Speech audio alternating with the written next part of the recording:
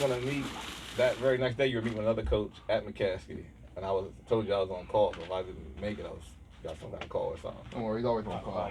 It's all good. Facts. Told you some people. All right. You said Whenever you start music, I was in the middle of thinking about it. Like I still had it. Yeah, I still hadn't committed to Stevens yet. Can you slide over, man?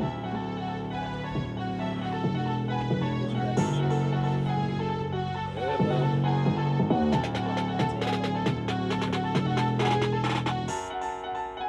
They're trying to get more Stevens. We only got 7 of us that are paid, I think. And we got 8 altogether. But we all talked about just chipping in and pay that 8 guy. Support. Yeah. I've been coaching for like 16 years. Trying to get on Catholic College. We need more brothers. We need more brothers. I know, man. They say you're gonna say Most something. of those guys that get in, they're all from Philadelphia. They're like, hey, got a whole lot going on. Good to go? Good to go live? Let's put that over, man. Hold on. Let's put that over. Just come over the plane like you do this. For real? Alright guys, going live. Cursed at the beginning. I ain't scared of you, motherfucker. Yeah, I'm like, yeah, it's too late now. It was quick. Don't want to catch it.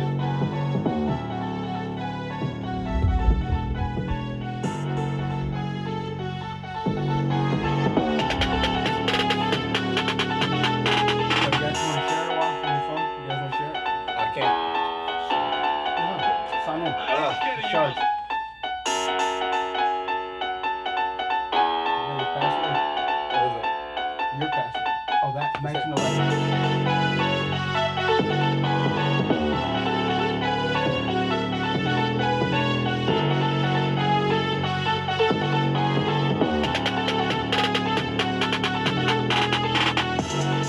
This is real swing. Hold on,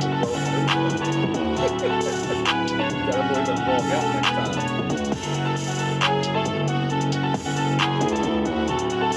It didn't take long. I have to post on this. Nah, but I would. Like, holler at me. I'm out here in these streets. No.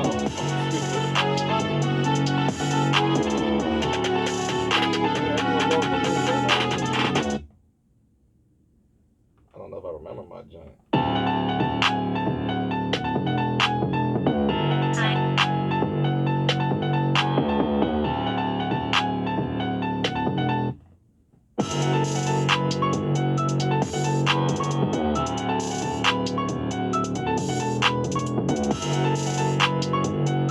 Jack, where you at? I don't feel right not doing it.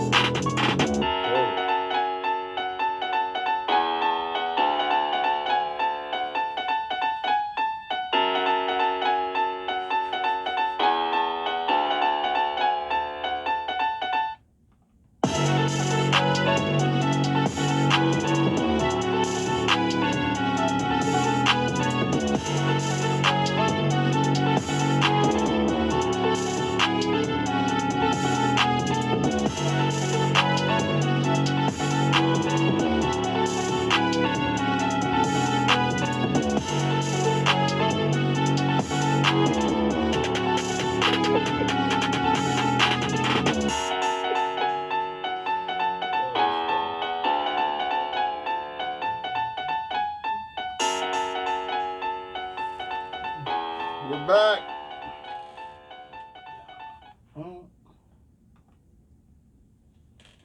How's everybody doing? Facebook world. We need the energy, dog. You need to pick that up. Yeah, he don't real have it. dry He in don't here, have bro. it today. Like play an upbeat song, cause that was like real.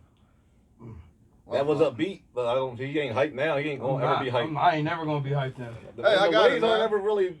I got it right here, man. Let's go. Microphone check. Hey, this is the world's most popular barbecue talk, barbershop talk, man cave conversation. However you like it or dislike it, this is the heavyweight champ of sports talk podcast. This is your Opinionated Facts. These are your hosts. To my right, we have the redhead assassin, the last member of the Indian tribe known as the Red Bunch. How you remember that? And what you said last time? Yeah. I don't remember that. That's stupid. Nobody stopped me here today, so we're going to call him the Donald Trump of Sports Talk podcast. Unbelievable. Wait till you hear these views on that he has with Ariel, our black Little Mermaid little lady that is... Our? She wasn't always our. She's ours now, and we're claiming it. That's right. I mean, you should. We should. As we will. I don't know if I'm y'all or not. You're not Apparently, ours. I don't know. Like Red is back in the building, man. I'm cutting you off, sometimes man. I'm not okay to be black. You pick and choose when you want to be one That's of us. not true. You say stuff like that and they believe you. That's truth. I'm not lying. So this is why black. Look, man, we got a guest in the building. Yeah, I appreciate him coming because he's a little smarter probably than you. That's He won't disrespect me. Hey, we have Coach Samuel London here, the newest, and we're proud to have you as the new JP McCaskey football coach. Tornado Pride. Yes. Yeah. Remember that? Tornado Pride. Bringing that Tornado back. Pride. Hey, Bringing that back. How do you spell tornadoes though? How do you spell tornadoes? There was different ways we used to do it. That is a good question. We used to go OS or OES. Yeah, that was a debate like every preseason. Yeah. What we gonna do when we did our jumping jacks or No whatever. E in there. There's no No E? No E? No E in there. No E in there, man. Hey, but we're definitely happy to have you part of the podcast. We know the season's coming up, so times is getting a little busy for you, and it's definitely go time here. How's your transition back to Lancaster City? Because you were here for school, right? Yeah, I was here 2005, 2006? 2005 to 2006. Before going into the military, so it's been great being back. It really is. Now, how's your because you transitioning from the college level to the high school level. Yep. Is that challenging? I know you probably have more access to your kids or less. I don't know how it would work. It's been a challenge because there's so many other things you do at the high school level, and especially as a high school head coach, that you just never had to do in college. Yeah. You know, even as far as making sure people are in the right classes, parents, booster club, sponsor. These are things where as a head football coach, as a coach in college, you just pretty much show up and coach for the most part. You control your position group, but other than that, I don't know anything about signing anybody up for class or anything like that. But now it's like you better be involved with that. If you want your kids to qualify, stuff like that. So it's definitely a lot more hats to wear. But this is the most fun I've ever had being involved with football. Honestly, most fun I've ever had. Do you feel the need to tone it down, coaching younger kids? They're still high school kids, but coming from the college level. I tell our guys we want to try to make it as close to a college atmosphere as possible. So if anything, we try to turn it up. Like we want to keep it up. We want the energy up constantly. We want the level of demand on these guys. You want it up. We want to keep everything as close to that college level as possible. So when they make the transition, it's just like, oh, okay, this is why I was doing there. This is why coach was the way he was. So we try to keep everything up as possible. I agree. Like we want. I signed my son up for the youth camp, and it was ran more like a college style, like not pro day, but like one of them college style 1 day camps, and you're getting tests on them, and you're looking at it was exciting for him because he's really into that type of. He's always watching college sports and all this stuff, and he was real excited about that. So we're definitely happy to see it. The biggest thing, the thing about McCaskey Sports that we struggled with now probably, and I say we because like we're all alum from McCaskey. the biggest issue's probably been for the last couple of years getting big fellas to be excited about playing football again. Right. Like we always have athletes, Right. and we always have guys that can get, north, south, east, west with the ball in their hand. Sure. But being able to block up front and compete with the Mayhem Townships and Wilson, that's always been the issue. Sure. How do you feel about, or how do you approach trying to get some of them bigger guys out? And I mean, I think we've done a great job. Honestly, probably since I've been here in February, the most committed group has been those big guys. So nice. I think they're excited about, because we talk a lot about college. Like, I mean, I think that's how you get somebody excited. You tell them, I want to do all I can to help you walk across the stage and then also help you go to college. I think, and from there, you just show it with your actions. So those guys, they're fired up. I mean, that group, it's probably about 11 to 13 of those guys. It's a great They're number, there too. every day. Yeah. Like I said, they're probably the most committed group and probably one of the most hardest working groups on the team is the big guys. That's like, it's funny you say that, talking about college and stuff, because, like, I came from a two-parent household, and my dad went to college, played football, loving family.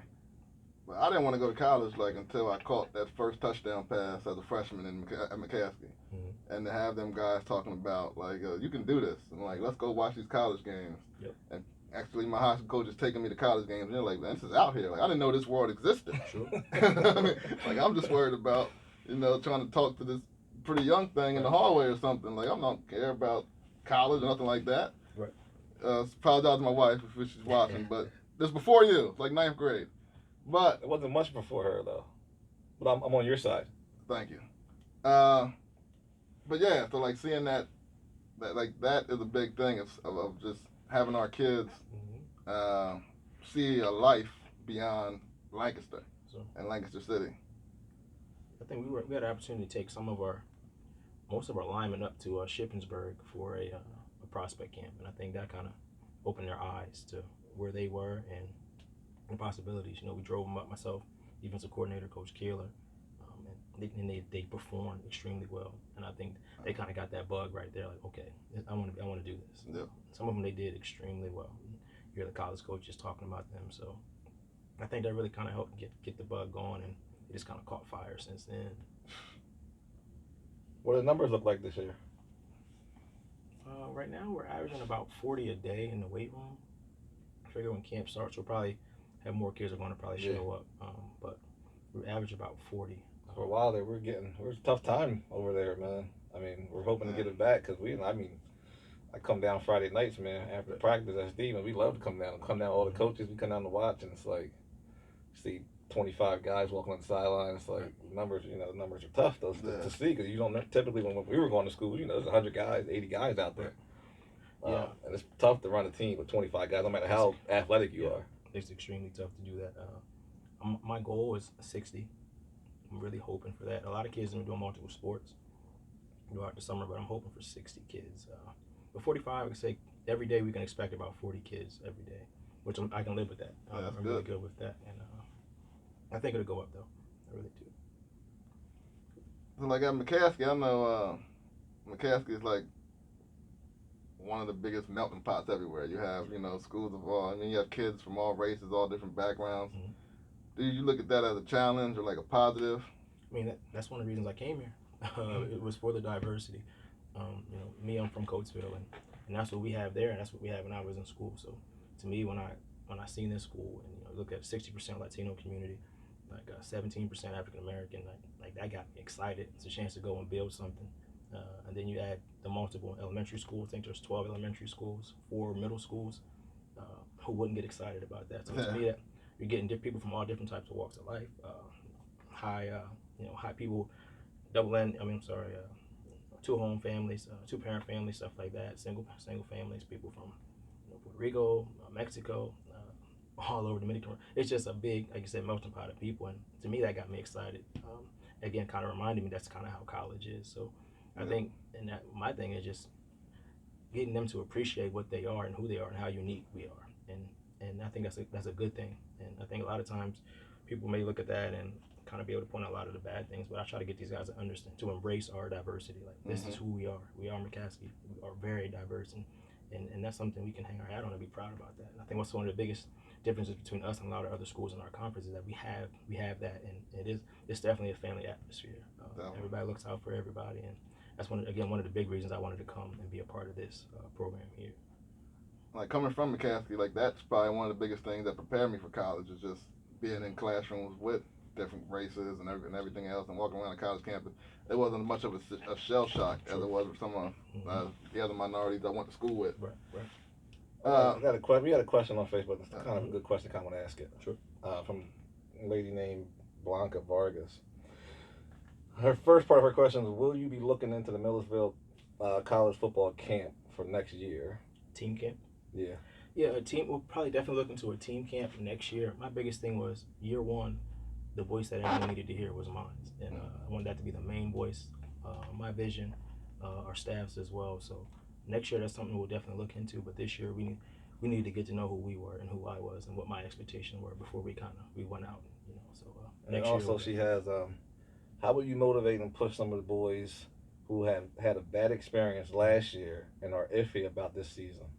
Yeah, I think one of my selling points was, and this is no disrespect to the previous coach or any previous coaches, but I'm not any of those previous coaches, and I'm going to love on you, I'm going to coach you hard, and I'm going to get you into college. So like that's my vision, and then you tell them that, and then you go out and show it, and like that's what I've done. And every day I wake up with that same goal: love on these kids. I'm going to coach them hard, and I'm going to do all I can to get you in college. So I think those key selling points. It's kind of a big difference from what the players tell me. It's a big difference from how it's been, because they haven't felt like that's always been the motive from some people to try to love on them, to care for them, and then also do all they could to try to get them across the stage. And that's what I do. And every day, that's one of the things I lead with. I hope that answers your question, because it was a phenomenal answer, I thought. Shout out to Blanca though, man. That's a great question. That's a great question. Yeah, it was a great question. That's why I wanted to read that. What would you say to the kids though that did play before and they're kind of hesitant about coming out? Like they haven't, you know what I mean? What would you say to them? Like they want to play, but like they're just, I don't know, they're just broken and just kind of over it. Like how would you renew that fire in them? I tell those kids when I talk to them and they say, I didn't play because of this, because that, I say, just come check us out. Just pop in the weight room and see what we have going on now. And it doesn't take long for them to say, oh, okay. When you walk in and you see those 40 kids loud on one accord, I talk about being enthused about it. Having a lot of passion, having some juice. When you see that, I think off the bat you say, well, it's a little different. Then when you see us go outside and you see our guys line up, and there's nobody on that line. We talk. I draw a line every day. Don't cross my line. And you see guys, not only now that they police that themselves. You see guys hold each other accountable, and everybody's enthused about being there. Like it's a total difference. So I could tell them till I'm blue in the face that I'm different. Culture's different. But I just say, come check it out. Just come. If it's for you, it's for you. As a fellow football player, like I think all three of us can vouch. Like that works best to build a championship team when everybody's holding each other accountable, and it's not the coaches watching them. To me, that's been the greatest part from February to now. Is I'd have to say things, or the staff would have to say, hey guys, don't do this, or guys do this. But now you see those guys saying it to each other, and and to me, to get to the point now, it's like I can kind of step back a little bit. You know what? And it's funny. When my son played, he used to do it like they used to do that. There were people that would push. I had younger guys that went up and played. And what I taught them at the lower level was, you got to hold each other accountable. Yeah. You got to push people. And when they were doing that, some of them were getting kicked off the team last year, or they were being punished and reprimanded for speaking out. And, so like this new thing is going to be great for them. My thing is that there's a way to lead. And that's what I tell our guys. You have to good leaders. They're not always the ones who are going to scream at you or curse you. Different things like that. You have to find different ways to reach people, and it's not always that way. Now sometimes it is, but what you have to know. KYP, know your personnel. So if I know you're not somebody who responds well to me being a hammer on you, well, why would I continue to be a hammer? If I need to reach you, if I need to get something out of you for us to move on and be better, I have to find a way to motivate you. So I try to tell our leaders is you can't always lead that way. So I'm fine with guys speaking up and holding someone accountable. But if I hear it and it's a way that I feel it's not going to come across the right way, I'll correct that. But I feel like here we have to teach. We're teaching everything all over again. So we're teaching you how to lead, how to speak to people, how to motivate people. But you need people on your team to kind of police it and work it for you, especially like we talk about when you're in the community or when when you're not around us, and you guys, they spend more time around each other than we do. So it's like you want those guys to feel comfortable enough to say, hey, come on, don't do that. Like, come on, let's not go there. Let's not make that decision. So it's great to see that kind of going on. I know one day if you have like the structure and you're winning, like the community is definitely going to support you. I mean, they're going to. I mean, back when we used to go to these games, we used to try to be there before the game started. You knew if you weren't going to have a seat. It was like Varsity Blues back in like the day. yeah, so it'd be love like to get back to that. I mean, the community's going to be there. It's a short walk for most people in the city. I mean, it's so definitely. I mean, if the structure's there and winning's there, you have winning attitude, like you're going to definitely get the support from the community. And I think more so, I know a lot of people they want those wins, but I think we're building something. They will come, but you know we need that help. You know, we're trying to build this thing up, but we need the community. We need, you know, it's hard for somebody to say we want to go out, we want to win, but you know, 3 or 4 kids that are very talented, but they're sitting at the house, you know, or they're not participating. So I think that's where the community can help us. Or say, hey, let's go down there and check and see what's going on. You know, come be a part of it. You know, I'd hate to have a big, you know, 6'4", you know, something offensive lineman just at the house, you know, on the sticks playing Madden when he could be here, you know, being a part of this. So I think that's kind of my challenge too. This is our program, so let's do all we can to make sure we're getting everybody out. And the championships they're not won in February. I mean, they're not won, you know, in August. You know, that's the work you're putting in all the way up to that. So there's still a little bit of time before we go into camp. This is a huge week this week. So if somebody we're watching or somebody has somebody in their family, tell them to come out this week, 2 o'clock. We'll be in the weight room. And let's have them get involved. Let's get this thing going. Hear that? I mean, 2 o'clock. I don't know. Weight room. I'm McCaskey. kind of unfamiliar with your situation. Do you work within the school district? Yep. So yeah, I had an interview for a position within the district. So praying everything works out with that. But I believe I will be. Either way, I'll find a way to be in that building all day. I mean, I was in the building every day from February 19th, my first day. That's what I was going to ask you. Did you find it challenging if you're not in that building? How would you? Absolutely, not being in the building. I mean, it's just going to be tough. Yeah. So, I mean, I don't. If I had to work overnight or something, you have to be there. In order, if you really want to build it the right way, you have to be there. Marshall Simmons asked a question similar to that on Facebook. My cousin. Hey, cuz. How's the administrative staff been treating you with your vision? That administration, from Mr. Mitchell to Mr. Lishner to Mr. Reese, Mr. Diaz, they have it's been phenomenal. I think that's been one of the best things for me in making this change from college to high school was their support. And you know, a lot of my mentors, you know, a lot of people were asking why I made this change, and not everybody was happy or proud for me, honestly, to leave college, because that was a big goal of mine. When I left the military, I wanted to be a college coach, and it was great, but you know, a lot of people said, you know, you run the risk of not having the support that you think that you'll get, and it's been the total opposite for me. I mean, they go above and beyond to help us, to support me.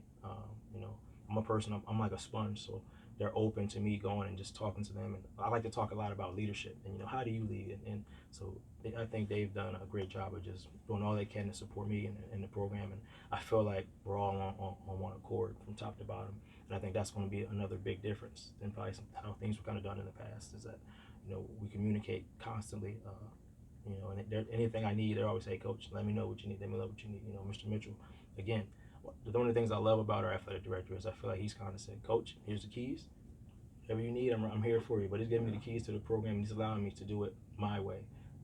And anytime I need help, he's right there. And he's also not standing over my shoulder. And that's one of the things I love about him. He's allowing me to go and try to do this my way. And it's been good. The administration is awesome. I think maybe I'm biased in saying this, but like I feel like McCaskey's like the Knicks of the NBA as far as the league's better when they're good. Or I hate the Cowboys, but the NFL's better when they're good.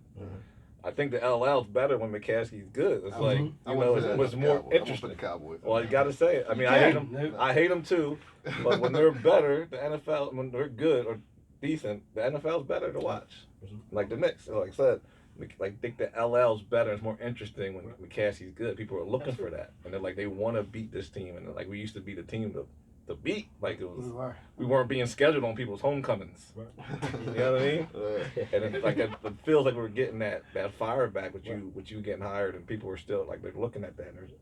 I mean, I've heard that too. That the league is it's a lot more fun and exciting when McCaskey's successful. I mean, I look at it, it's the same like if in the chess mod, if Coatesville was having a down year or Downingtown was having a down year, it's kind of like, But I think we're going to bring that back. We're hoping to bring it back right away, but it's coming. I feel like we're building something. And if we laugh about it as a staff, but if you're going to jump on McCaskey, you better do it now. If you're going to try to jump on us, if you're going to try to, run scores up, different things like that, you may want to try to do it this first year, and it's going to be tough even to do it this year. But we're building something, and these kids are going to take on the personality of myself and our staff. And we tell these guys, we don't lay down for anybody, and we want to be aggressive. We're not going to play this. I love boxing, Floyd. We're not going to play this whole counter punching thing. We're going to take your best shot, and then we're going to give people the first shot this year and see how they handle it. And we talk about it as a staff. I want to see how other teams handle being down to us, and our stands are packed, and everybody's getting excited. Like how do they handle that type of adversity? Because we've seen the past few years it's always been McCaskey going through the adversity, trying to respond. Now, let's be the aggressor this year. So I think it's going to be a change. And the community, if you're listening, make sure you come out and support these guys. That's one of the biggest things. When that team comes into McCaskey Stadium, they're already a little nervous. And if that crowd is packed and them like it was, band playing, rocking, it's an intimidating presence, and man, I know, get that feel back. I get the chills right now. 2001, I walked into that stadium right after 9/11 on a Saturday. Yeah. I remember. We beat you guys too that day, didn't we? Yeah, beat us pretty good. That was my first touchdown. Well, it should have been my first touchdown. They said I stepped out of bounds as a freshman that year. Yeah, you was out of bounds. Nah, definitely wasn't. But there were some. I mean, for us, we're moving back to the bigger side where we belong, the home side. And for that reason. Yeah, I was wondering why they switched that up. Like I don't know why they ever switched that up. It was always sad. You said you're going back to the home side? Yep. Nice.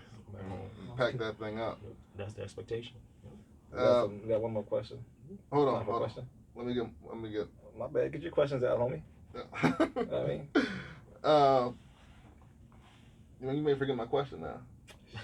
Then that wasn't that great of a question. I got a question. Everyone remembers all the great questions, man. I don't know if you're familiar with when students get into a fight in school now, like they're not only they get suspended, but they get charges too. Okay. And it's charges that like stick with them. Right.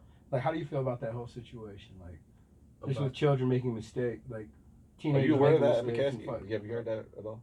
Yeah, I have never heard. That's why I'm asking. Yeah, it's in passing. Maybe. It's there. They put it on. Yeah, Okay. they had a big article in the paper about it. That all the different school districts too, and how it follows people after high school. Like, I think we preach to our guys about decisions, and that's why it's imperative that you make good decisions. To me, I think they're trying to set a standard that fighting is just not allowed. Like, that's how I interpret that. This is something that we're not going to tolerate, and I think it's true. Like, if I'm preparing you talk about preparing people for life after school. If you're 18 years old or you're on a freshman camp and you get into a fight, you're probably looking at the same type of situation. So if anything, I feel it's preparing somebody for what's to come. But with our players specifically, we talk about that, not giving into that initial feeling. So a lot of times we're in the weight room and we're pushing through a tough exercise, and we'll say, that initial feeling that you're going to get is going to be to give in or to give out. Don't give in to that. Well, the same thing with the fight, something like that. If something happens, my initial reaction may want to be to put my hands on you, but I can't give in to that. So it's like I get it, and I would just stress people to just take a breath. But we all get it. I'm sure there's going to be times this year on the field where I'm going to want to react in a certain type of way, but I can't do it. So you send some assistance to handle it, right? Well, that's where the accountability comes in from. The classmates and teammates inside the building, where they can step in and might break up a fight and stop kids from making bad choices. I would think too that I don't think that they would want to go down that path. I would think most people would probably try to really, let's not do this, let's make it better. But I mean, if people they can't calm themselves down and they're just hooking off, but then maybe I could see it going down that road. Now, you talked about the middle school programs and elementary schools. The junior tornadoes, this is the second year back from the junior tornadoes, for the junior tornadoes. Yep. How do you feel about implementing them into the program and having one culture from all the way up? Listen, my very first meeting I had, we had every coach in the district from from us to freshmen to all our middle school coaches to junior tornadoes. My very first meeting, we just completed our second coaches clinic, which again had our junior tornado coaches and their middle school coaches. So, excuse me, we are one program now, and we're building this the way other successful programs do it. For me, the example was what I watched Coach Ortega do once he came to Coatesville, and really trying to gather everyone together. That was a question I forgot. Coach Ortega, I'm glad you he was remember. able to do with getting the youth program in middle schools, and then I grew up playing, people don't want to hear this. I grew up playing Downingtown Young Whippets football, which I lived in Coatesville, but it was kind of the same thing. And it was one youth program, middle school program, high school. So that's what we're doing. We're not trying. We're doing that here. Even what we're doing offensively and defensively, you'll see a base version of that at the junior tornado level. So they'll kind of be coming up through the same system all the way up through middle school until they get up to us at the high school level. So, but I think if we're going to build something, and again, when I look at why I was looking at this position, it was, do they have a youth program? Oh, they do. Like, that got me excited. Mm-hmm. If they didn't, then I was going to have to try to start one. So the fact that they had a youth program already in place, that got me excited. And then speaking to Mr. West, I know Mr. Owens is running it now, but having a chance to talk to those guys, and they invited me to a meeting at Thaddeus Stevens. I got a chance to meet most of the coaches, the youth coaches there. So if we really try to get my vision across and what I want to do and what I see for the program. But I think if you don't have that, you're setting yourself up for failure. You have to have that in place and kind of build your own pipeline for your program. And I feel we're doing a pretty good job of getting that going. You came in at a good time. It's only their second year back, so you can help instill, and grow together. Yes, sir. Same thing with the principals. The principals new, the superintendent somewhat new. 3-4 years now. So everybody's growing together, which is exciting times and all for the city. Like one of my mentors is Coach Ortega, and you ask me, he's one of the best coaches in the state. Got Coatesville down there rolling. Have you had the chance to talk to him, or any advice that he might have given you? Yeah, I've started to develop a relationship with Coach Ortega, being a recruiting coordinator at Lincoln the past few years, and obviously that was home for me. So now it's been good being able to call him, and he's kind of become one of my unofficial mentors as well. Him and Coach Everett up there at Harrisburg, and just guys like to just bounce stuff off of and ask questions. And he's been really good to me. He sat down with me one day for about 3 hours and just heard me out and just gave me his opinion and really kind of helped me out. So just having those type of guys. Coach Helm at Downingtown, he was former head coach at Downingtown, athletic director, same. Just having those guys in my corner has really kind of helped me because again, I'm a sponge, so I'm always looking for information. You don't have to stop that information now. You're gonna be a problem for him down there. So go ahead, yeah. But we just want to try to compete. We're looking to compete. Coach Cal's doing a great job too down there. Yeah. Like it's hard to win in urban areas, so I definitely, Coach Cal sending multiple kids to school every year. They got kids in the Big 33. Yep. Like Coatesville and Harris, and they play week 1 this year, so that's gonna be. They're both ranked nationally. Right. So that should be a good one too. Absolutely. Your buddy's watching Will Bailey. We were talking about him before the show started. Oh, yeah. He asked you to send your home game so he can promote it on social media. So, Absolutely. So he says McCaskey's in good hands. Coach Will, my guy. Our other co-host said he's excited. He's watching apparently, but he ain't here. But he said he's excited. He's excited about McCaskey football and where it's headed. And Tony Miller, which is another guy I coach with, assistant coach up at Thaddeus Stevens, he was asking about how you get the offensive lineman. He missed that. You answered that early on. Sure. He probably didn't see it, so he can go back and watch that. But he was asking how you get the 275 and 300 pounders out to play O-line and D-line. But we kind of touched on that earlier. So community can help with that. When you see these big kids walking around the streets, that's right. Like we found one who we sent to Oklahoma. He's walking past Coach Henry's house one time, and Coach Henry just asked him want to play football. He was about 6'4", 260 something. Next thing you know, I think his last name was Vincent, but played for McCaskey and went to junior college at Lackawanna. Then ended up going down to Oklahoma. So like just the community can help. Like this takes a community to get this job done. For McCaskey players that don't know, there's a JUCO right up the street from where you go to school. It's called Thaddeus Stevens College. I mean, that's one of the best JUCOs in the nation. And we don't get. You would be shocked about how many students we get from there. Like maybe 2 a year, if that. I mean, it's bad. Sometimes we get none, and they're down the road from us, and we would love to have them. Just like You know, Yeah, that's a relationship that, like I said, I had a chance to sit down with the head coach maybe 2 months ago. So that's a relationship that'll definitely change. And it kind of goes into what I think I might have said this earlier, but my goal is every year to have 100% of our seniors accepted into a college. You know, in that trade school, junior college, 2 year, 4 year, it doesn't matter, but accepted into a college. So that'll definitely change. I know we played football. It's like everybody was going to college somewhere. Yeah, what do you say to the kid that's discouraged about going to a JUCO versus a 4-year school? Because a lot of kids won't even come because it's a JUCO. It's like, no, this could get you to your next level where you want to go. Yeah, and I think that's what you have to tell them. It's like it's not a final destination. First of all, you have to get over that. Because most kids don't want to go because they're upset they didn't get an offer. Like in my experience, that's the biggest thing. I didn't get an offer, and it's like that's okay. Like that doesn't mean you can't play football. You know what I mean? And why not go to a junior college and develop your skills a little more, and then get your AA. Now you're a little more valuable to somebody. You have your degree, a 2-year degree. You know what I mean? And you have a year or two of film. You've been in the weight room for a year or two. So I think you kind of just tell them, you give them that side. And I think probably for me, coming from college, I can give them how I've recruited several JUCO players over the years, and been in contact. Even with Thaddeus, there's a couple guys that I didn't get from Thaddeus I was trying to get, but being able to just give them a different point of view. You have to do something that make yourself a little more marketable. And if I go to a JUCO, if I play for Thaddeus for 2 years and I'm very successful, now I have an AA, like I have more to offer than a high school kid coming out of high school, because you've seen me do this at a college level. So I think you just have to tell them it's a different way to market yourself, but there's nothing wrong with any type of JUCO. But my other side of that is, but if a school was interested in you, maybe you should just go to that 4-year.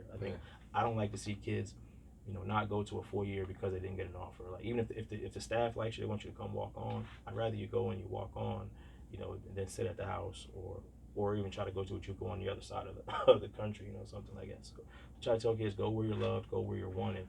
But definitely, it's right here. This is home. For a lot of our kids who don't want to go so far away from home, you need to go here. Like go to school here. Don't stress over that. Don't just not do anything. So I think that'll change this year. Thaddeus definitely sets people up with jobs too. Oh my gosh, Thaddeus Stevens, man! If you leave there with your degree, you're not going to have to worry about a job. Like you can go to a 4-year school, do whatever you want, but you're not going to have to worry about a job. Your long snapper this year. You had a long snapper. Yeah, he went down to Wes. Yeah. Wes Morgan. Yeah. I recruited both of those guys. The punter. The punter as well. Yeah, he's going to Millersville, I think. And I remember the long snapper. It was a situation where it's like, what's his major? Welding, I think. Yeah. It's like I could get a job right now, $60,000, or I could come to school, and it's like those are great options to have. He couldn't pass the money up. He said that's what when I talked to him. I think that's what his decision was. But coming out, you're going to be offered before you leave. Like my offer came months before I graduated. That's what he said. And so it's just, you're going to have a job. Nothing you have to worry about. Tony Miller also says he runs the Mac building over there. He does all the events. He's been there for years. He's a good dude. He was just said about FYI, bring your team to one of our home games, and he'll introduce the team and everything. So it'll be a great thing. Maybe you guys could touch base on that. Sure. All right. This ain't no hey, we're trying to make better relationships, man. Stevens here, trying to make better relationships with McCaskey. This is about us. Look, man, you have to talk about that off air. What? This is recruiting. It's not recruiting, man. I'm sending this to the NCAA. We're building a relationship between McCaskey and the college. That can't be bad. I'm sending this to the NJCAA. Oh my God, you hear this guy, yo? And you Townsend guys always been a little fishy, man. Always. Oh man, let's change topics for a little bit and lighten the mood. Since we have a Cowboys fan in the room. Yes, sir. Do it. Unfortunately. Listen, we just confirmed the Cowboys are America's team. What? No, don't do that. Football's better. Yes, but no. What is that? Or the Knicks America's team? No one cares about the Knicks. They've been trashed for years. But the league is better. It's fun to watch. It's not. Better to watch. Yes, and the Lakers are in that round. People can't even remember when the Knicks were good. Look, you can't be the self-proclaimed. Carmelo got into the playoffs his first year. Don't count. That don't count. Listen, you guys can't be the self-proclaimed America's team. Like nobody, you guys named yourselves that. Nobody said that. That was the Jerry Jones thing. You look at the ratings? Nah, Jerry Jones. You see the ratings for our games. No, I don't. The ratings for our games show we're America's team. Anyway, wrong topic. Now we're kind of on. The best player on your team is not in Kent right now. Does that make you nervous? I wouldn't say he's the best. He's the best running back on our team. What? Who's better? He's the best running back on our team. But who's the best player? He's the best offensive player. I'll give that. Who? Who's the best player on your team? Yeah. Exactly, it's Zeke. If you I can't think of another one. I was trying. Come on, I give it to Zeke. I mean, you got Amari Cooper up there now. He could Without be. him, you guys are We got significantly. Jalen, we got Van Der Esch. Our defense is stacked. Yeah, but he's the guy up there. You are significantly worse Without Zeke. You're right. Dak is significantly worse without Zeke. He's more proficient when he got Zeke in the backfield. So why are you nervous right now? When he was hurt. Am I nervous? Yes, I think we're going to give him his money. I think you should. I think we will. We didn't give Dak his money. Well, that's the reason, because Zeke's got to get his first. Zeke's got to get his money, and then all our defensive players need to do their contracts next year. I would love to see him sit out like Le'Veon. Why? So you wouldn't have to plan? He Yes. destroys the Eagles every game. That's why I said I would love to see him sit out like Le'Veon. He needs to take a year off, take care of his body. What? He don't need to go through all that, especially if you're not paying him his adequate funds. Oh, I seen a meme the other day that warmed my heart. It absolutely warmed What was my heart. It said I was going to watch the Dallas Cowboys Super Bowl, but my VCR broke. Oh. I was like, oh. I was kind of confused. You know what? I'll take that. Yeah, it was some, Telling you, like, it warmed my heart. to if we see that. sign Zeke, if the Cowboys sign Zeke and give him the money, I don't see why the Cowboys can't win the Super Bowl this year. I don't see why they won't. I don't know about that. I see Zeke getting paid before the season starts. Jerry Jones is an idiot. He ain't that big of an idiot. Like he's gonna make sure he has Zeke. And yeah, I feel like Zeke has every right to do what he's doing because, yeah, they treated DeMarco Murray like a workhorse and then sent him on his way. Yeah, And he was done. Like exactly. they sent him on his way. They got what he wanted out of him. He was He terrible played by the what, time 2 he got more to the years? Eagles. He was terrible by the time he got to the Eagles. Yeah. It was a bad offense for him, but he was bad. He was good in Tennessee though. He was decent in Tennessee. He was alright. We do got a Raider fan though. Yeah, Raider Nation. So Hard Knock Raider Yeah. fans. Hard Knocks this year. The hard knock curse though. The Hard Knock curse is always a bad one, and Raiders don't need a curse. They've been cursed for a while. They got AB, man. You So. want to talk about the Raiders a little bit? Absolutely. Talk about their. Absolutely. No, I'm excited. We're excited. Also, expectations are low. I'll be honest. Like low, like what? We're talking low, like 8-8, 7-9. Would be a surprise. What? I can live with 8-8. I think we have the talent and Jeez, this season's been a problem all day. Yo. Like it's gonna have to chill right there. Let's keep it there, man. It's gonna be TP. yeah, I think we'll be competitive, man. I think Coach Gruden is going to bring he's a culture changer. I like Coach Gruden. You gotta love Coach Gruden. Yeah, one thing I love about Coach Gruden is he's going to be consistent. Now whether good or bad, whether you like him or don't like him, I think you're going to get the same guy every day. Yeah. That's something I try to strive to do. So I think we're going to be competitive. I'm probably going to go down on the they play the Jets. I think the 24th of November. So I'm probably going to go down. Hopefully I'm going down and we're sitting at 10 and something at that time. Hopefully. That'll be exciting for me. Well, expectations are low, but we're sitting at 10 wins. Yeah. Hopefully. We'll be good. Well, last year I think they came to Philly last year. I think, but it was just too cold to go see a losing team. Was it in Philly that? And Nah, deal we with- would have won deal that with game. Philly I think it fans. was Baltimore. Maybe it bro. was 2 years. It was Baltimore, I think. I think it was 2 years ago they played in Philly. Oh yeah. Yeah, but it was just too. No. I think we destroyed them. They got some comments That's It why was I like didn't go. 35-0 Yeah. by halftime. We got some comments that are killing the Cowboys right now. I love So want to read them? I'll read them. it. I enjoy it. They said the Cowboys are undefeated at making bad decisions. that's a fact. That comes from your boy Will Bailey. That's a fact. I'm not gonna argue that. Why are we talking Cowboys, a team who only won 2 playoff games in 23 years? Jeez. Who's your squad, Vince? Vince, who's your squad? Who's your squad? I love it. We got It's been Raider more than fans 2 on here games in saying 23 they're gonna years. be It's at been the more than 2 McCaskey playoff games because games. they're Raider fans. Good. So you just got a couple guys down there. That's what I'm talking about. All right, well, I'm going to go back to asking Coach some questions. You can go back to whatever you want, buddy. Wow. What You else can go we back doing? to. What else was? Oh, Who's you want he? to talk about Ariel. What's up with Ariel? Oh, Are we gonna talk about that? He's just gonna throw that out there. I mean, I think she's. What about her? What Ariel are we talking about right now? We talking about black Ariel or white Ariel? Listen, we're talking about a Disney character named Ariel. Okay. We said black So Ariel, we're white talking- Ariel. Which one are we talking about? There's only one Ariel. There's only one character. Like, this person is based off one character. There's not Yeah. 2 of them. I got a quick question. I want all you guys to answer this question. I'm gonna ask you guys. You don't have to answer, Coach. You don't want to? Hold on, real quick. Vince, you're an Eagle fan. Your team has won 1 Super Bowl since the Super Bowl era. Okay, we ain't That's all I talking- we're got. off that. That's all I got. We're talking about black Ariel. No, I'm sorry. He's So an Eagle fan. I had to say that. people are upset because the original Ariel in the new movie is not going to be Caucasian. Yes. So people are making like a race thing, and they're up in arms about it. I say people, but I mean mostly Caucasian people. Some. Right. If the original Ariel, when the cartoon came out, was a black character, would the African community be upset now if she was a white woman in the movie? You raise a valid point. Would they react a certain way? Would it be like this? Would they want to boycott the new movie coming out? Cause you boycott stuff. You're a boycotter. Yes. I take hard stances. So would you boycott the movie because of that reason? Because there's people going to boycott. There's people going to boycott this movie because she doesn't look like the original character. Even though we know she's all fake, she's not a real person. I say it's a cartoon.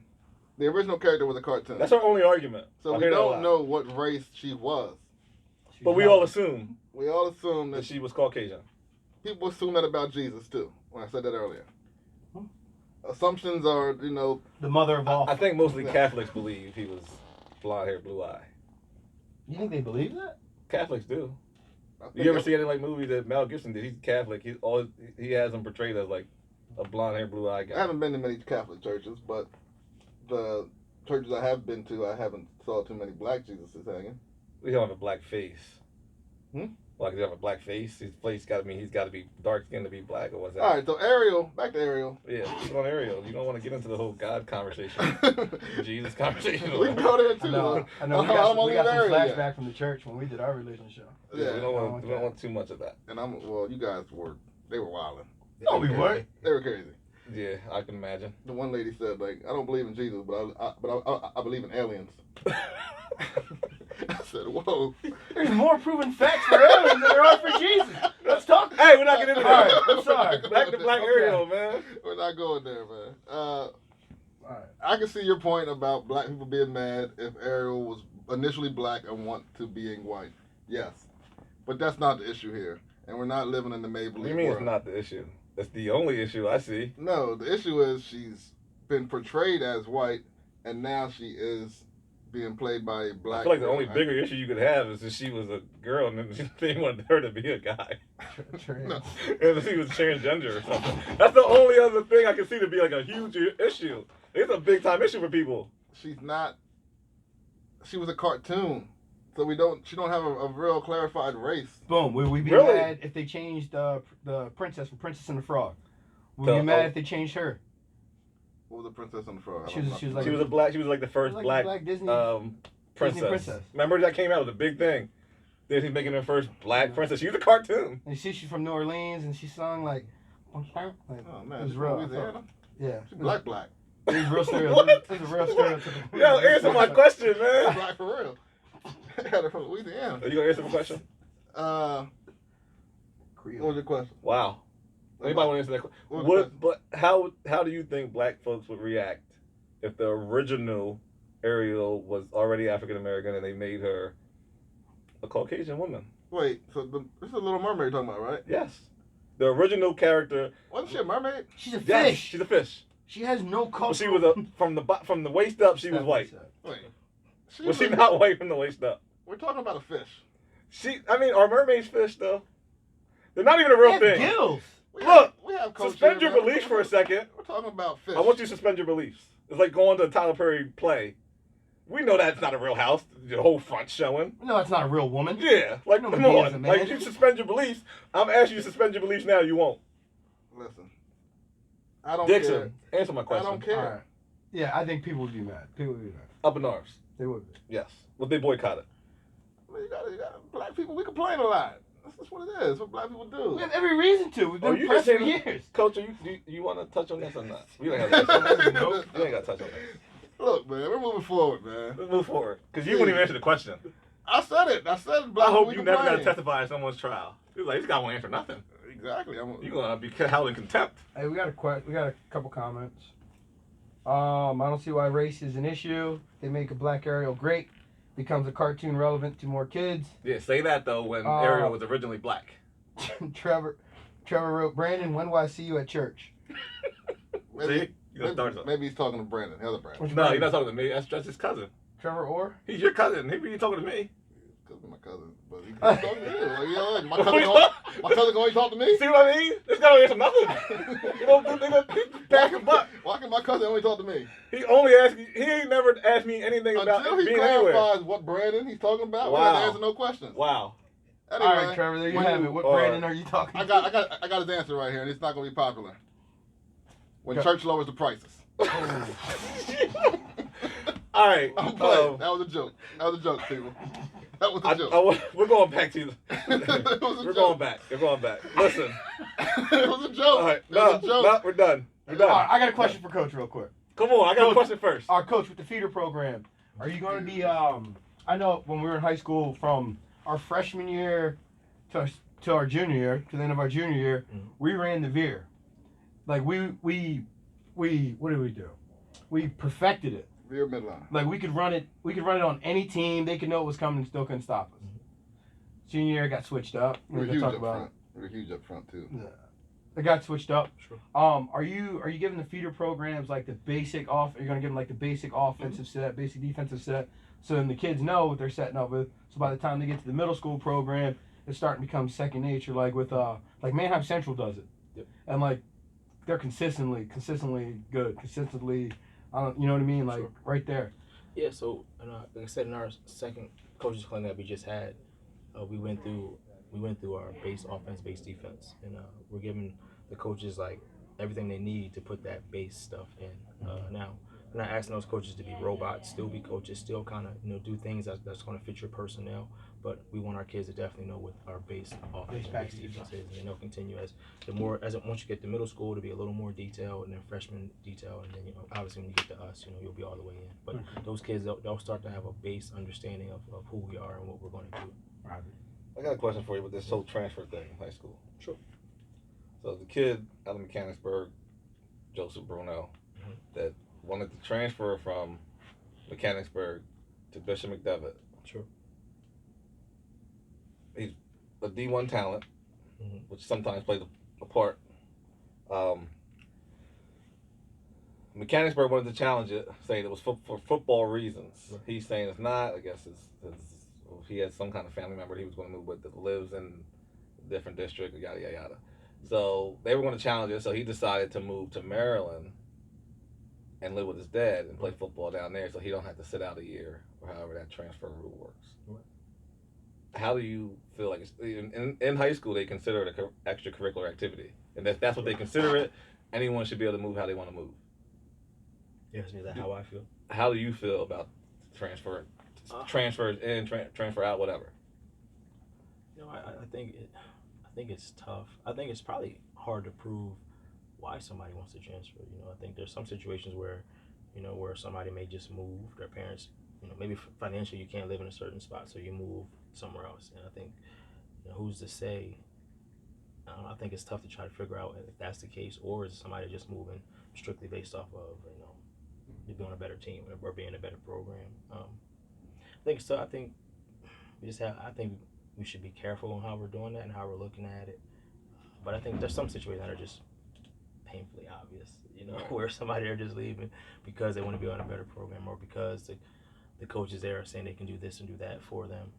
I think you kind of have to be careful. I think if it's our program and there's somebody there and they want to leave or they want to move, I mean it's more based off of athletics. I can see why that would be an issue, but if it's me, I'm not. I guess I'm just, maybe it's the old school in me. If you don't want to be here, you want to be part of another program, God bless you. So that's what you want to challenge it then. Like, it's only an issue if the school challenges it.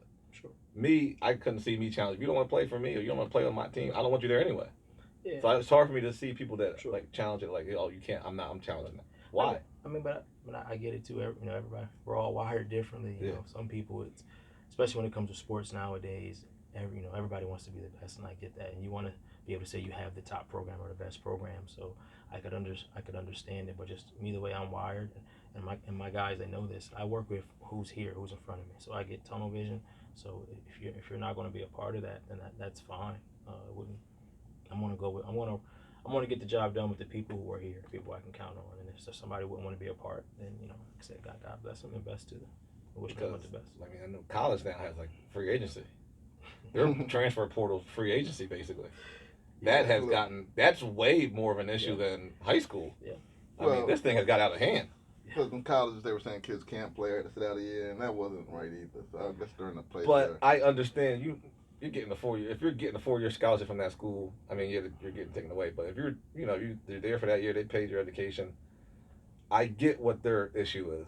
In high school, I mean, okay, if you live in that district, I think that's tough too. Even because as a college coach, I can up and leave in August if I wanted to and take another job, and I can go right into my job. So I feel like sometimes that's not really fair to a kid, because let's be honest, college recruiting is kind of, it's like a car salesman almost, and you tell kids, coaches to tell kids everything that they need to know, need to hear, and there's some things you don't find out to be true until you're there, and it's like to hold that kid, it's almost like holding them hostage. I don't think that's right. I don't think that's fair. Maybe being on this side of it, maybe I'm looking at it a little differently because, when you're a high school coach, you've known these kids, they've come through your program, you have a special attachment to them. So like now I can see why as a high school coach, if I had a young man who I sent off to a university and things weren't true and he was frustrated and he wanted to go somewhere else, I'd want him to be able to do that. And I wouldn't want him to have to sit if he didn't have to. So it's just tough. I tell our kids, you need to ask a lot of questions, because they're not going to tell you. And I've been on that side. You have to get a lot of questions in.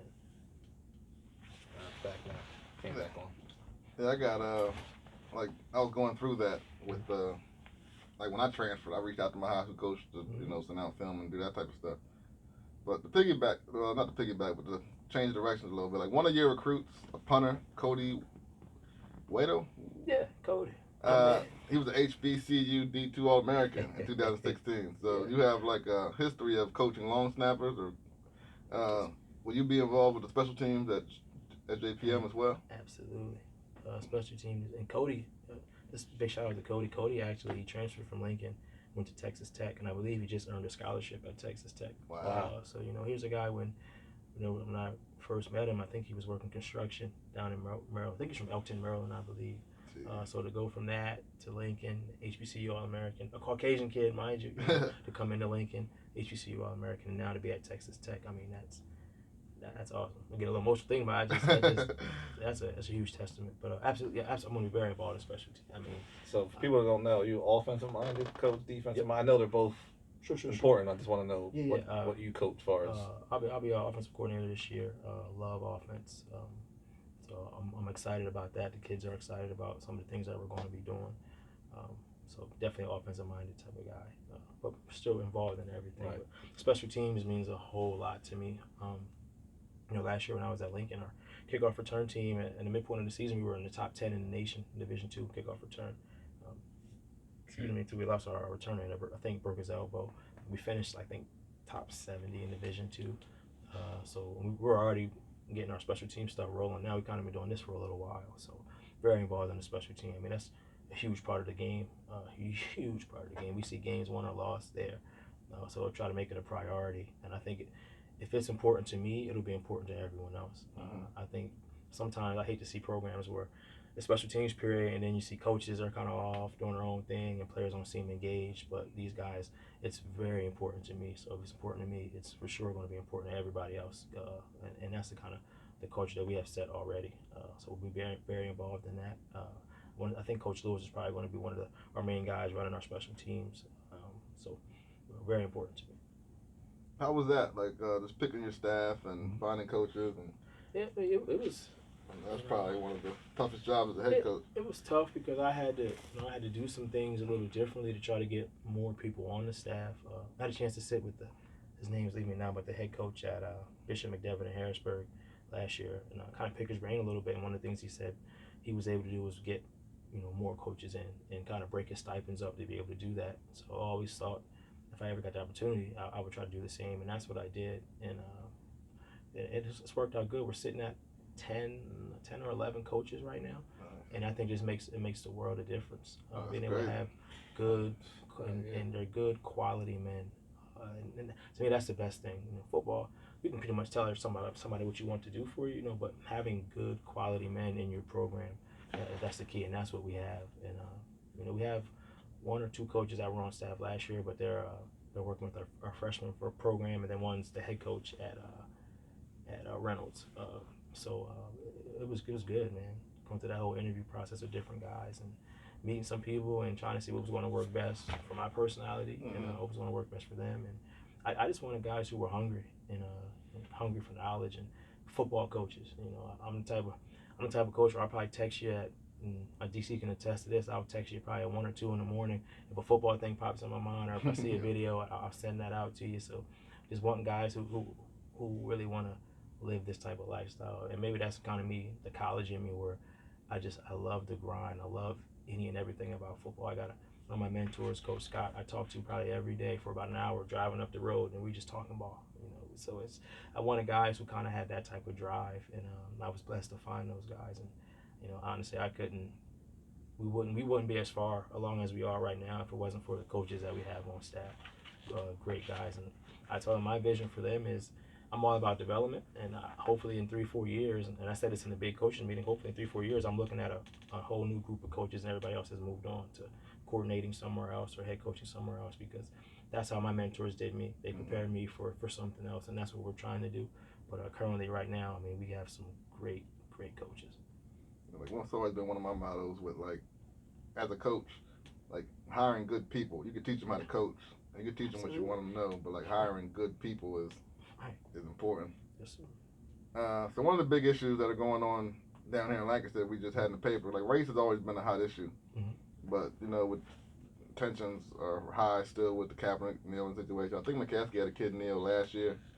And then they had a recent allegations against a fellow LL head coach at Solanco. Like, how would you handle, or do you see any, like, potential race issues developing at McCaskey, or like, how would you just handle that? I mean, I guess for me, you know, you never say never, but I think because we're such a melting pot at McCaskey, you know, I never say never, but I don't see us necessarily having that issue there. But it's definitely something that's going on in the country, and I think for our kids, if anything, you know, they'll probably run into some of that as we're going through the season. We be honest, we kind of had a situation at an event some of our kids I went to earlier in the summer, and I think the greatest strength that we can do is just love on our kids. So when they do run into that, they don't respond in a way. It's just knowing who they are. But I think with the racism thing, it's just tough because I can't control what's in your head. I can't control what's in your heart. And the thing that I can control is my response to what you do or what you say. And that's what we're trying to do with our kids. Just love on them and just prepare them for what's to come. But we try to do a good job of that. And I won't say the school who we had a little issue with. But, you know, the best thing we can do is get in between the lines. So, and that's my response. That's a good thing about football. You know, and people don't like to hear this, but it's a violent game. It's controlled, but it's a violent game. Mm-hmm. And in between those whistles, you know, you don't have to talk with your mouth. You talk with your pads. and so, you know, that's what we want our guys to do. So, you know, again, we can't control what somebody else does, but we can control our actions. And in between that whistle, it's going to be on. Definitely. You got any more questions, Coach? I mean, I don't want you to forget any other questions. I'm always careful for when I open my mouth. I don't want any problems with you. For a football coach, you do a lot of crying. That's a pretty disrespectful thing to say to somebody.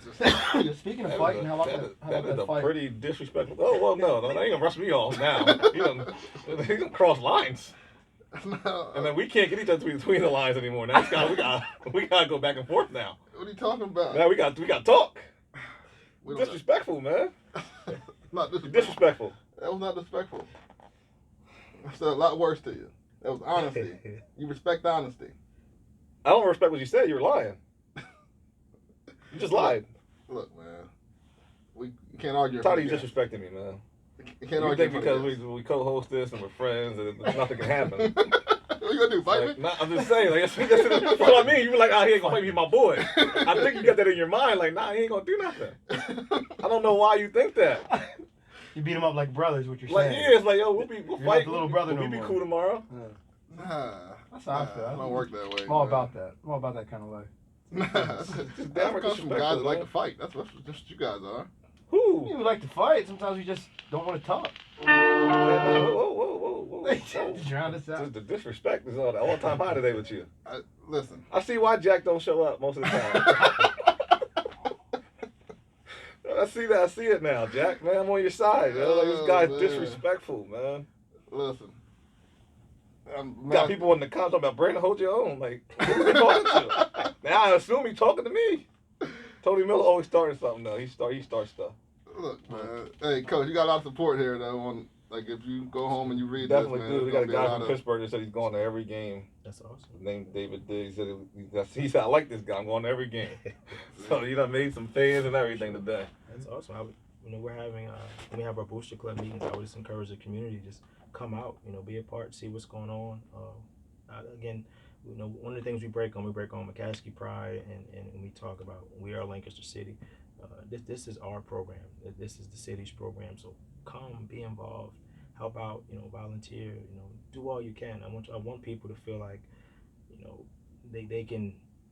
they have a role within this program and what we're trying to do. And from alums to people who live in the area, like be involved. If there's a booster club program meeting, come out. I don't care if you have someone playing junior tornadoes, still come be involved, see what's going on, and we could use everyone. Really trying to get the message out and what we're doing and the change we're trying to bring. So for anybody, we appreciate the support and being online, but you can really jump in and support us by coming to those meetings, coming to the games, and again loving on these kids and that's how I think you can really support that. I think that's the next step. We love I'm getting a lot of people stop me and see me in the store, and lady, she saw me, said, "Isn't this you on the paper?" I said, "Yes, ma'am, that's me." Oh, that's good, but I think these kids really need people to come out to the games, come to the meetings, and just really do all we can as a community to make these kids feel lifted up and supported, because I think they haven't felt that way in a while, and they know the program struggled and they're working so hard, and I think the best way to reward these kids is to come out and support them. So that would be my response to everybody. We appreciate it, but come on out. If your kid is still in high school, you are still the parent and can force them to go out and try out and play. So sometimes we as parents, we got to remember we know what's best for them right now. And, sometimes just getting them out there and making them do it, they'll realize how much they love it, and, either they like it or they don't, but getting them out there is the first step. Can I say something else too, Brad? I know you say what you want. One of the things we're doing this year is a little different. So we're having tryouts this year for the football program, and we're doing that for a few reasons, but one of it has been there's been a culture here where people felt like they were okay to not work out all spring, not work out all summer, and then show up maybe the week of the scrimmage, and they would play. Yeah. So those days are done. They're over with. So you don't see that happening in the top programs around the country. So blood, sweat, and tears all summer, and you guys are ready to grind together. Play JV ball if you tried that.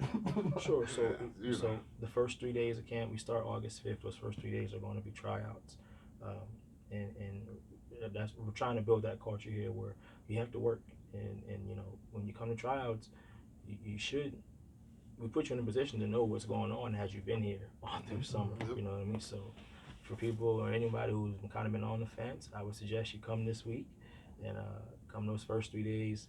Hopefully you're in shape, or you try to get in shape, because we're going to push, we're going to test, but we're trying to change it, and then going forward, people understand I have to be around, I have to put the work in, because I can't just walk out and play for Coach London, the first scrimmage. Those days are done. And I wanted to say that because a lot of our players who are in school, when they're talking to their friends about coming out, that's been the response. Well, I'll just come out when camp starts. Okay, good luck. You ain't out here running these hundreds with us in the summertime. You ain't out here lifting with us. We'll be shooting in the gym. So What you do you can got, like you give us a at the end of the year? schedule for your first scrimmage and first home game? Yeah, first scrimmage is August 17th. It's a tri-scrimmage with Oxford High School and West Catholic High School. Down in Oxford, Pennsylvania. Yep. So Coach Wood was one of my Location? That's going to be at Oxford High School. Okay. 10 o'clock on the 17th. Coach Wood's new head coach there. He actually coached me at Millersville. He's a new head coach at West Catholic. And then Coach Means down at Oxford.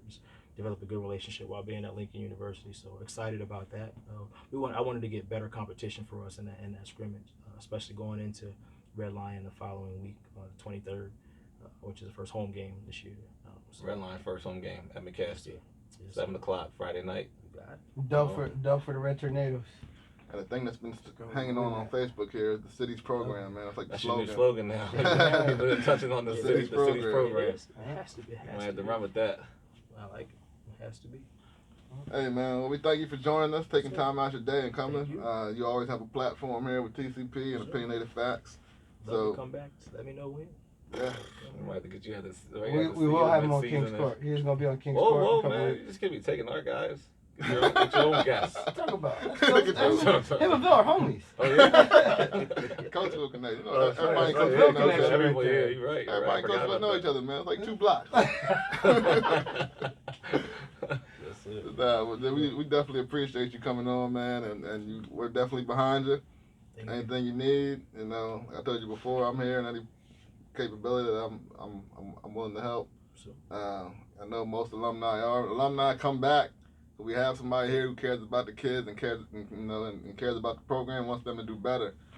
Big Joe Holler was watching. Yeah. And get him out here. His kids are gonna be coming up soon. Joe, he hit me so hard my senior year. We had a conversation with that man. Joe's wife teaches at the school. So, yeah. He hit me and met an A-gap and changed my life. That's